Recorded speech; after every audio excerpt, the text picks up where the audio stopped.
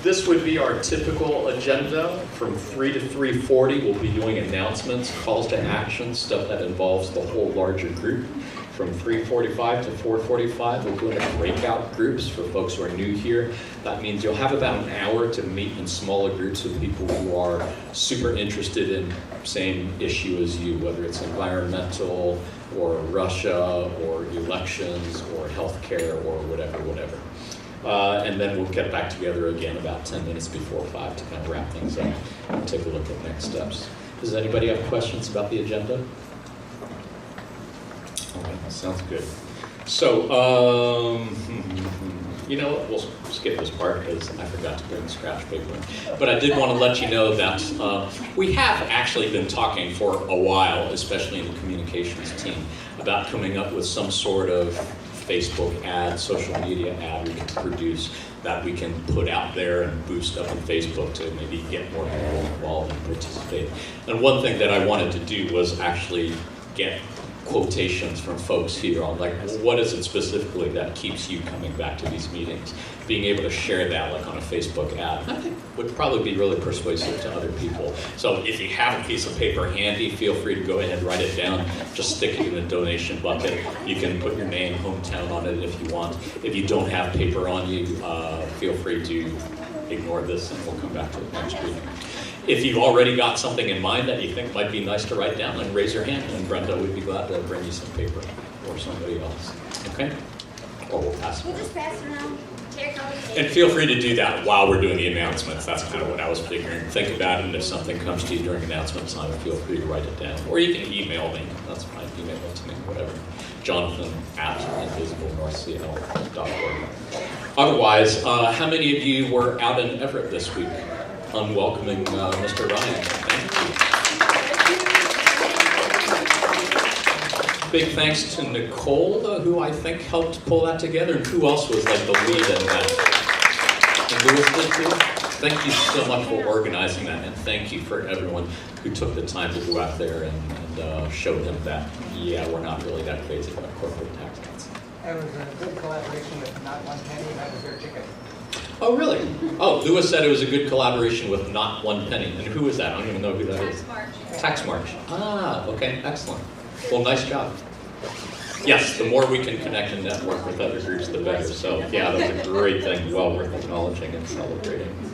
Otherwise, as far as Indivisible calls to action, this week, one of the main things that we're being asked to do is respond to Trump's threats to basically eliminate the DACA program, which protects, children who came here and were born here, but not of legal immigrant status. So specifically, what they're urging people to do, and yes, you might want to take a picture of this if you haven't seen this yet, call your senators, tell them to co-sponsor the Bipartisan DREAM Act, Senate Bill 1615, call your representatives, and tell them to co-sponsor the American Hope Act, H.R. 3591. These are obviously the same things in different houses. This would give those with DACA and others who arrived in the United States as children a path to permanent legal status and eventual citizenship. It would be a really nice thing to do. If there are folks here from the immigration subgroup who would like to meet together to strategize, organize on that, maybe get more people to call, let's plan on doing that. I did talk with Alicia, who is usually our point person, I think was that point person on that. She said she couldn't be here today, but she did encourage me to feel free to refer folks to her if they want to go anything beyond those phone calls. Is there anyone who might want to meet up, talk about this more, do anything beyond what's on the screen? And that's okay, you don't have to feel guilty about it. We all have like a million things to do. But if you are interested, please let me know and I'll hook you up with Alicia. Otherwise, there was something that wasn't on the Indivisible Guide call to action, but has been on my radar for a while, and I have discussed it with other folks on our Indivisible page, and I think it's at least worth mentioning now, and I think it's something the Russia group may be interested in taking up if they haven't done so already. But there have been, this was actually the cover story on Time magazine not that long ago, a couple weeks ago. And it was just basically looking into what everyone knows already, which is that Russia really did put some pretty serious efforts into meddling in our elections and affecting the outcomes. What you may or may not know was that the Russians did actually succeed in compromising more than 20 state election systems. Out of those, fewer than 12 states did actually show evidence of attempts to delete or alter voter roll information, and fewer than 12 of those showed evidence of attempts to download voter roll info. But you do have to bear in mind that with elections being the way they are, I mean, really, even if it's only 3 or 4 states, that would really be enough to undermine public trust in the election process and the outcome. And that really is what they were out to do it for in the first place. So the reason I bring this up is because it means in 2018, 2020, everything we've been doing all of these weeks, everything we're going to be doing for the months leading up to those elections ain't worth jack shit if those elections are hacked. And they don't have to hack into the voting machines. That's not what it's about. What they have already proven that they have the ability to do is to get into the voter registration systems of any given state. All they do is they email somebody who's on the election board in that committee. They send them a phishing email. I mean, they've got some fancy logo, some heading up top that makes it look like an official email. And it says, you need to go to this place and you need to do whatever. Once they go there, that opens the door. It allows the hackers to get in and basically to access that election official's username and their password, which means now they have access to all the voter rolls in that state. And that means they're not even necessarily going to delete the voter registration because that would look too suspicious. All they got to do is change one letter, one number, and that person's address, and all of a sudden it looks like an innocent mistake. And all of a sudden, X number of Democrat voters don't even get to cast a ballot that election. This is serious. How many of you already knew that already? Wow, you guys are super smart. But most people don't even realize that. So I bring this up because you really don't want to wait until 2 months before election day to start thinking, well, maybe we should do something about it. Now is the time we need to be doing something about it to make sure that we can preserve the integrity of our elections. So specifically, Senator Amy Klobuchar has already drafted a bill called the Helping State and Local Governments Protect Cyber Attacks Act. Crappy name, but that's what it is. It would basically refund the election something committee, I forget whatever it stands for, but basically Trump has already said it's not really an important thing. He's already looking at defunding it. That would be the committee that's in charge of protecting the integrity of elections. So this bill would make sure that that committee is adequately funded. It would also provide $325 million to states to improve election infrastructure, expand voting opportunities, and strengthen cyber protections. Seems like a pretty good deal. We should be on this, is what I'm saying. Yeah. Do you have a bill number? I don't. I looked it up. I don't see a bill number. But if you look up Klobuchar and that, I don't think it'll come up. Yeah. Does this have anything to do with the 8 people who recently quit that cyber protection committee, that panel? He's asking if this has anything to do with 8 people who quit that committee. That's news to me. I I hadn't saw a even heard different about it. story. I didn't know if they're connected, but a bunch of people quit who were on a panel that was supposed to help with cyber protection of U.S. Oh, interesting. Quit or fired? They quit Or laid off. out of protest. But, They were Obama era appointees. They're dropping like flies, aren't they? Yeah. yeah. Yeah. Yeah, and that brings up a whole other line of discussion, which we may or may not want to get into here, but I appreciate you mentioning that. So again, is the Russia group planning on meeting? How many Russia groups? And have you guys discussed any of this stuff already? I haven't necessarily been sitting in on a meeting.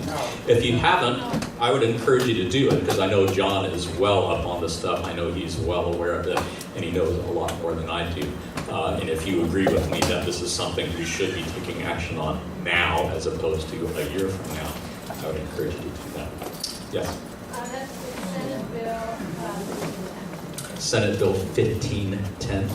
Sounds good. So, I mean, I would think we should be contacting our senators, contacting our representatives, and telling them to get on that thing. Any other questions, thoughts on this? Sounds good. Tom, do we have the wireless mic up and running? Just about to set it up. Sounds good. Otherwise, okay.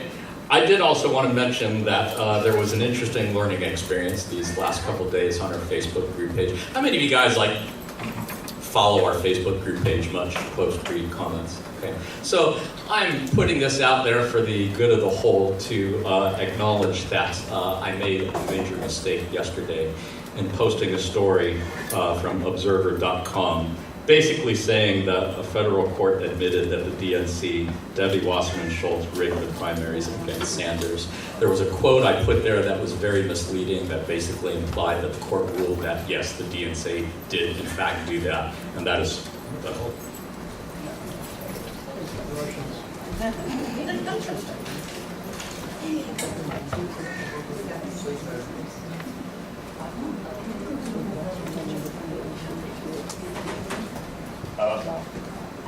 okay, looks like I just blew my bulb. Okay. Anyway, yes, and I knew that the Observer had ties to Jared Kushner, but I mistakenly believed that the story still had validity, so I stuck with it, and needless to say, a shitstorm ensued, and it pretty much ripped off the scab between all the Bernie and Hillary supporters, and there was much lively discussion and so on and so on. So I only bring this up for two reasons. One, if you didn't know already, as I didn't, that the Observer is not really a good source of news to be posting, I would encourage you not to put anything anymore on our site that came from the Observer. I learned that lesson. Thank you.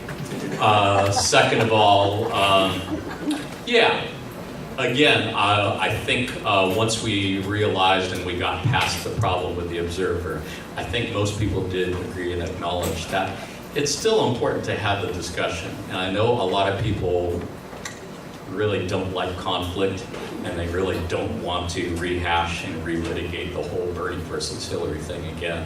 And I'm totally sympathetic, and I totally respect that. But it's at least my opinion, and I'm pretty sure I'm not the only person in the room who feels that way, that the whole thing really did reveal some pretty major problems as far as what the Democratic Party and who the Democratic Party stands for. And just pretending that it's not a problem, ignoring it and refusing to talk about it, is really setting us all up for failure in 2018 and 2020. Sure. So I would think probably the good news that came out of this is we did grow stronger as a team and a group as a result, because it was a very civil conversation. It was heated, but nobody ever became totally rude or inappropriate or anything like that. And I know we have Bernie supporters in the room. I know we have Hillary supporters in the room. And we prove week after week that it doesn't matter. We can still work together because we still have a lot of common that we're working for. So thank you for all your patience and understanding of that. Any comments, questions on that in particular? Yes, ma'am. Just wanted to say thank you for owning up to the misleading statement, because it's so frustrating when people who are leaders of groups or of our government don't own up to their mistakes. So thank you. You're welcome.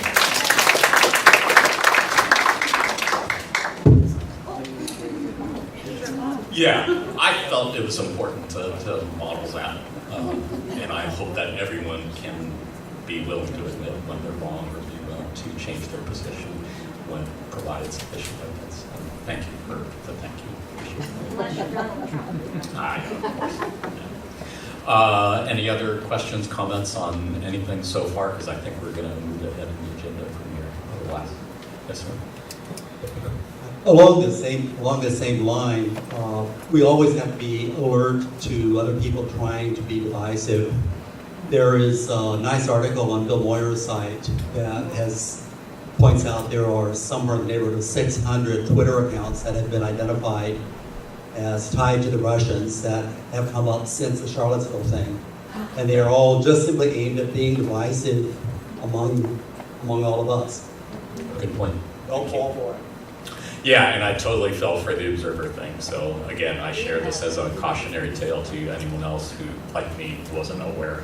But that's the kind of site that it is. It's going to happen. Yeah.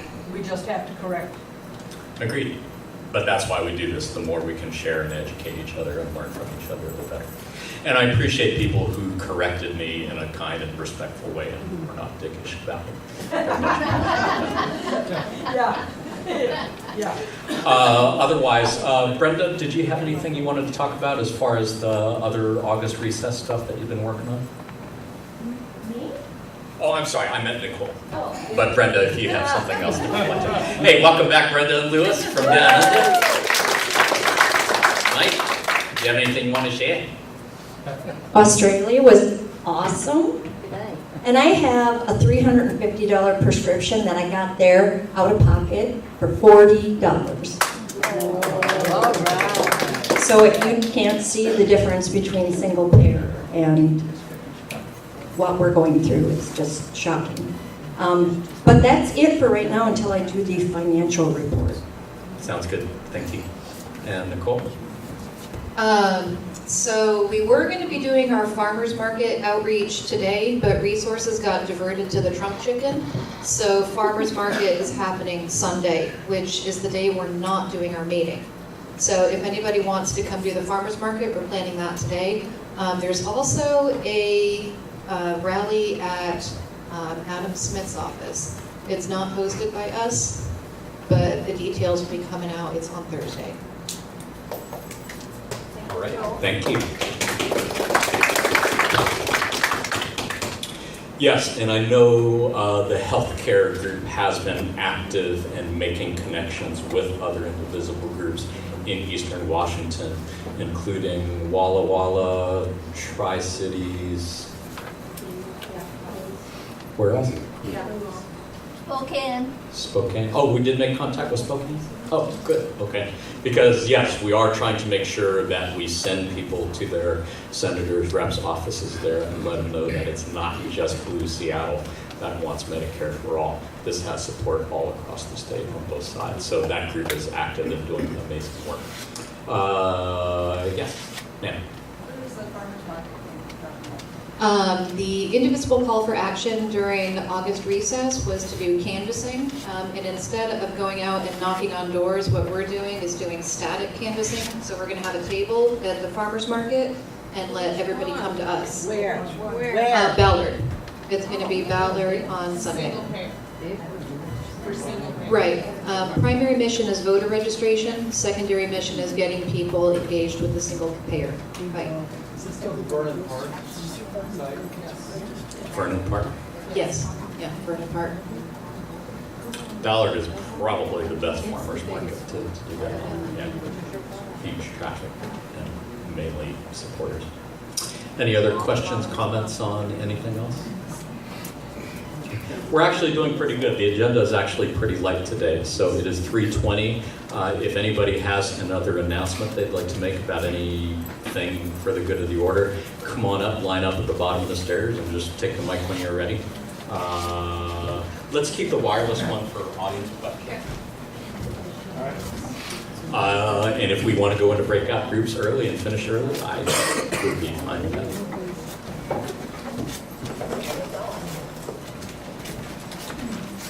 Hello, I'm Brenda Desjardins. I'm doing the financial report. Hi. So right now we have a balance of $1,822.46. That's with everything except 2 checks that have not been turned in, and we have another amount that's going to be deposited, $174. So that makes a total of $1,996.46. And that's going to go for whatever we're doing here and also to pay for our rent for the different facilities that we speak at. So thank you so much for all of your support. I'm also here to plug t-shirts for $20. It's going to start getting warm. You can't tell by today, but it's going to start getting cold. So we have pussy hats out there for anybody who wants them, and we're also taking donations if you want to make some more hats to bring.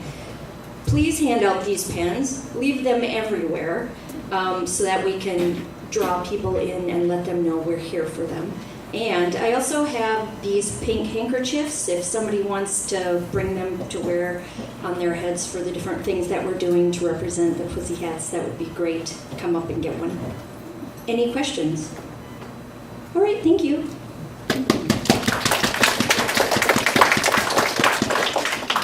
Am I next? You are.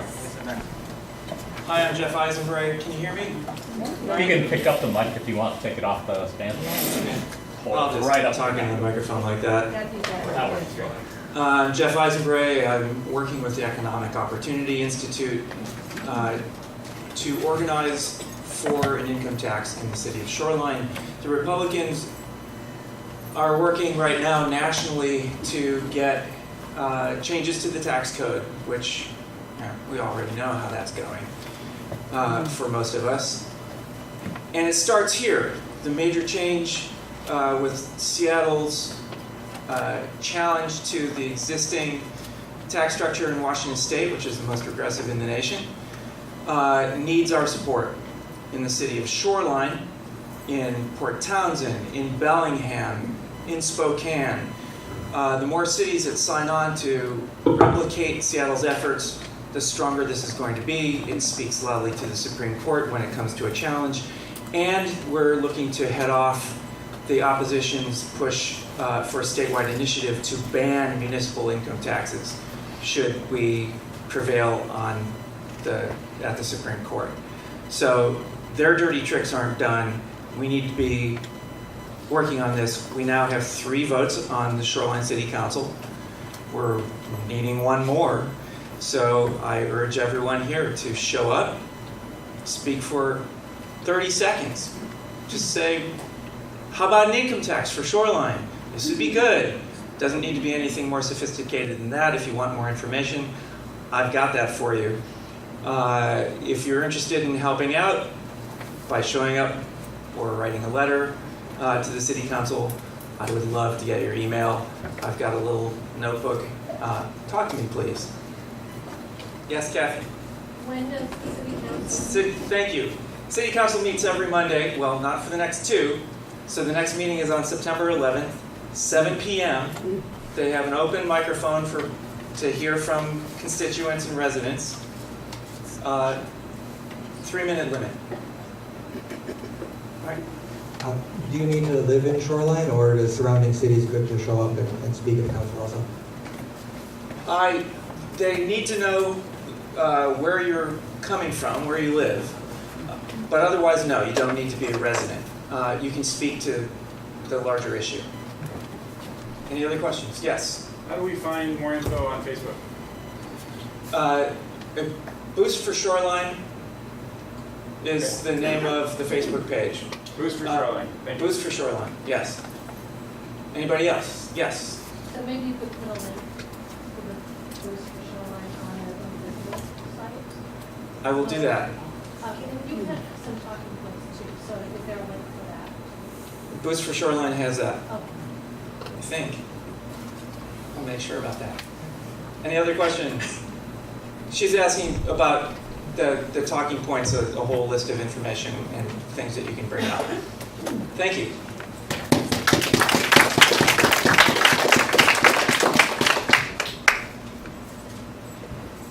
Hi, Ann from Environment. So a couple things, and I just want to start out with a minute to remember what's happening in Texas right now. This is a 500-year flood event.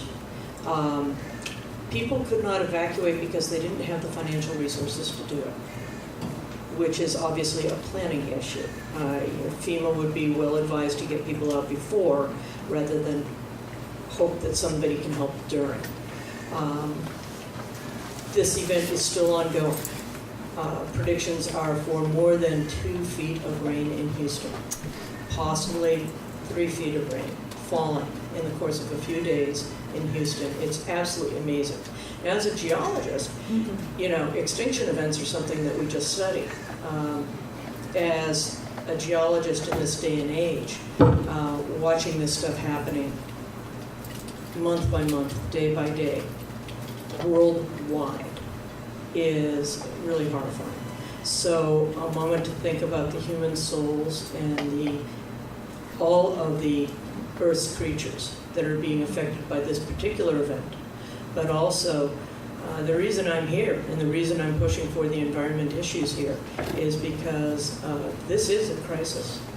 And whether it's a crisis that's happening to us with a specific storm, or to our fellow citizens, or to other people in the world, these events are now happening on almost a weekly basis. And this is just another example. So, thought for the day. So with that in mind, I'm going to remind you that not only is the Environment Group meeting today, but also this last Senate session in the state of Washington, a bill was put forward in the House to tax carbon. It didn't go anywhere. So the group that it was pushing for that has reorganized and come back as the Alliance for Climate and Jobs. And they are developing a citizens initiative that the language for that should be available sometime in October. And that will be circulated among the citizens to see if we can bring this forward to the legislature through the initiative process. I am taking names of people who, after they read this, and if they still agree after reading it, are willing to circulate this initiative.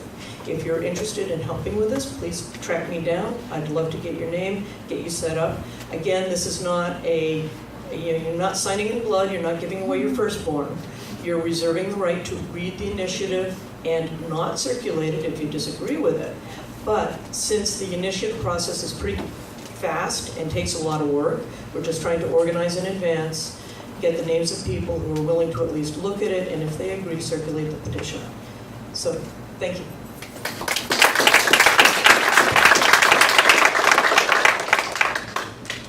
I'm going to talk loud if I can. It's for the video, okay. I'm going to pass these around, one on each side. I'm Tom Sheehan. I'm the guy who's got the Stamp Your Currency. Can you hold the mic closer to your mouth? We're all here basically speaking to the choir. If you stamp your currency, it goes out. 850 people will see your dollar bill that you spend with a stamp on it before it's retired. I've gotten good comments. I had a lunch a couple of weeks ago with a couple of people from the ACLU. They really thought that was cool. A young woman last night at the theater, when I bought my popcorn, had to take a picture of the bill I gave her. Another young woman at Dick's Drive-In, if you go there, really thought it was neat. So it's surprising how much people will look at this and if nothing else, you get a smile and you know it gets spent again and again and again and again. So when you have your breakouts, before you go in, stop by. I got 2 stamp pads and about 40 different stamps. So pick your choice and have a good time.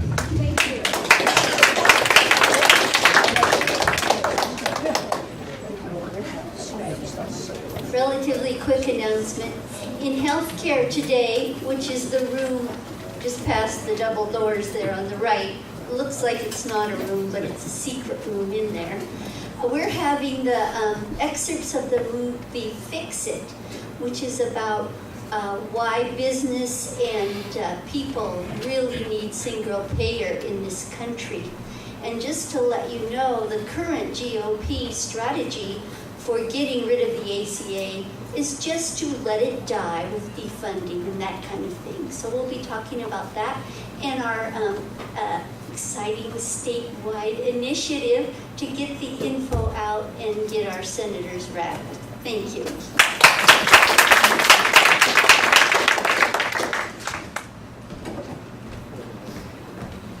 We all know that boots on the ground is going to change elections, and so I'm here soliciting for volunteers for our Wankadingra September canvassing. Please, if you can spare a few hours, this is really a good use of your time.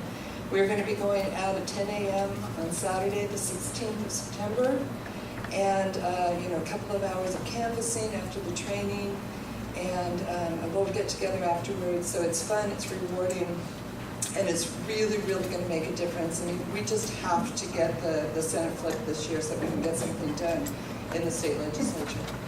Meeting where? Meeting over at at her campus, at her headquarters in Redmond. But I have a sign-up sheet. They prefer to know how many people are coming so that they can have the right number of walk sheets and everything ready to go for us. So I'd really appreciate it if you come and find me and sign up for it, and then we can also send out reminders and all the information about where to go. So can I just clarify? I know that like you pick a date, and that's kind of our group. But am I correct in saying that pretty much any weekend there would be slots, but you'd have to coordinate it through their office? Absolutely. Carol brought up a really good point.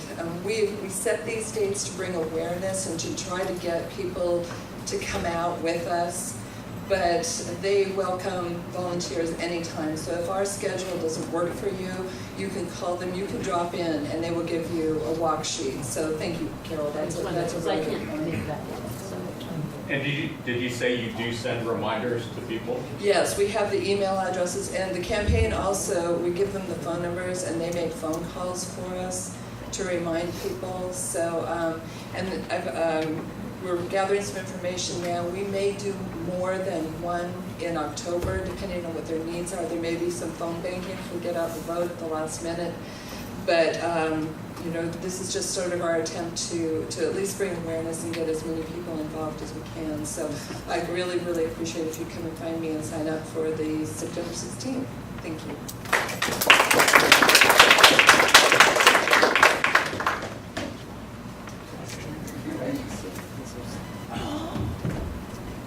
Thank you. So if there are not any other announcements, let's go ahead and get into our breakout groups. As I'm looking at the sign-in, it looks to me like Russia group is the biggest, followed by healthcare, environment, and elections. And it sounds like healthcare would probably be really nice to be able to meet down the hall so they can be able to watch the video over there. How about healthcare? If you're ready to go, why don't you go ahead and follow Margaret down the hall and off to the right. And Kremlin, Russia group, anything particular you guys are working on today that I can share with the rest of the group that might help them know what you're doing if you want to join? We are continuing to work on the initiative to the 18th. Okay.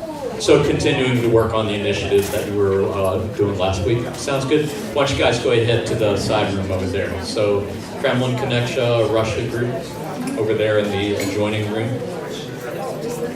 And environment, what are you guys working on today? You know what, this seemed like a good idea at the time. Environment, why don't you go ahead, just meet in the corner back there. And the elections group, if you want to go ahead, meet in the corner over there. Communications team, if you want to meet somewhere over here, that would be great. First timers, if this is your first time at Indivisible North Seattle, if you could just go ahead, grab a chair from the front row, pull it up over here right by the stage. We're just going to be here for about 10, 15 minutes. And if there's anybody else who signed up for a breakout group that I didn't say anything about yet, come on up and let's get you set up. Farmers Market, canvassing. Farmers Market volunteers, see Brenda over there.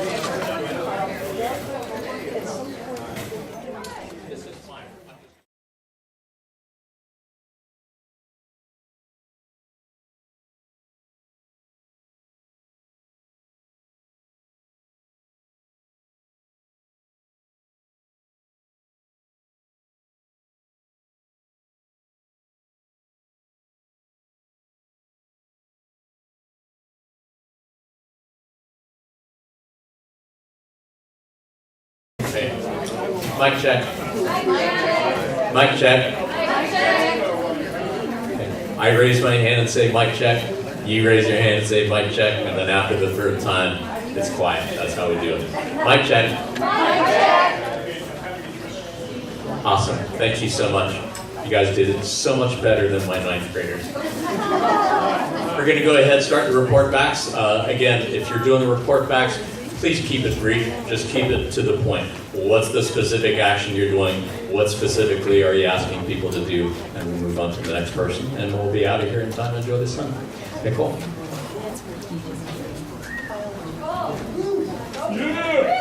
Okay, so the Ballard Farmers Market is going to be Sunday. It's going to be in the morning.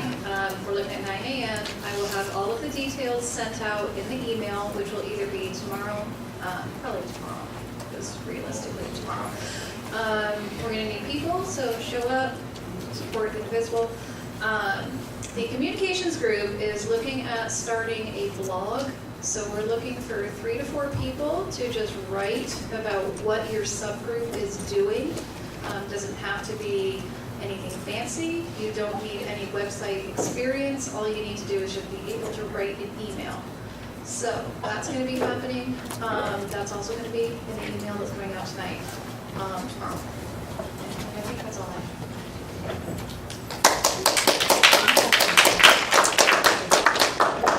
Jet, also talking from the communications group, just to reiterate that, blogs are important just so that people who are not coming here every day can see what we do and maybe come know that Indivisible North Seattle is here and is doing great work. So that's going to end up being whatever you write, you can just send as an email to editor@indivisiblenorthseattle.org.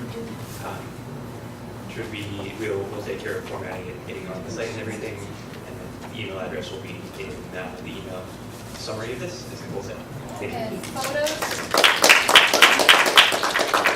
Send out photos and whatever to that email address, so that'll all just get publicized.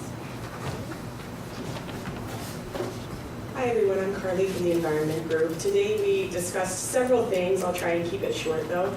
I know a lot of people, I'm sure, are understanding that recently Atlantic salmon got into our oceans. So PCC has recently sent out an email asking their members to oppose more Atlantic salmon, salmon farming operations that are proposed on other places on our shore. So we will be adding that to the Action Network. We are working on forming a formal action item for Senate Bill 1460, which is about energy and environment, and that will be ready at the end of next week. But one of our newest members has set up a meeting with one of Cantwell's staffers to discuss this bill and why she even supports it. So that will be on Thursday or Friday, and more information will be forthcoming with that. We also discussed the Snohomish County PUD. I don't know if anybody knows, but they're actually proposing to take away a lot of the incentives for people to install their own solar panels. Yeah, not very good. So we're going to get into contact with some people who are a little bit more informed about this issue and discuss with them how we can address this, because this is something that ALEC has a lot of their power behind, unfortunately. Let's see. Oh, and the last thing is probably the most fun thing. We are proposing a book club for environment issues and to learn how to speak about them coherently with people who may disagree with us or who may agree with us. So that book club will be called the INS Environment Book Club, INSE, and one of our members, Anne, will be registering us with third place books so that we get a discount, which is great. So support your local bookstore. And if you're interested in that, you can go ahead and get on the environment email list by contacting, I'm going to say Nicole or Anne. And lastly, there are 2 events that are not things that we have specifically, but they're with related groups, and one of them is on August 30th, this coming Wednesday. It is the Cascadia Climate Action sponsored event that is called Climate Change and the Salish Sea Food Web. So if you're interested in that, that will be at the Peddler Brewing Company, 7 to 9 p.m. Wednesday. On Thursday, the Alliance for Jobs and Climate will be having something at Shoreline Community College from 6 to 8 p.m. It's really their kickoff. So if you're interested, go for it and take a look. Thanks.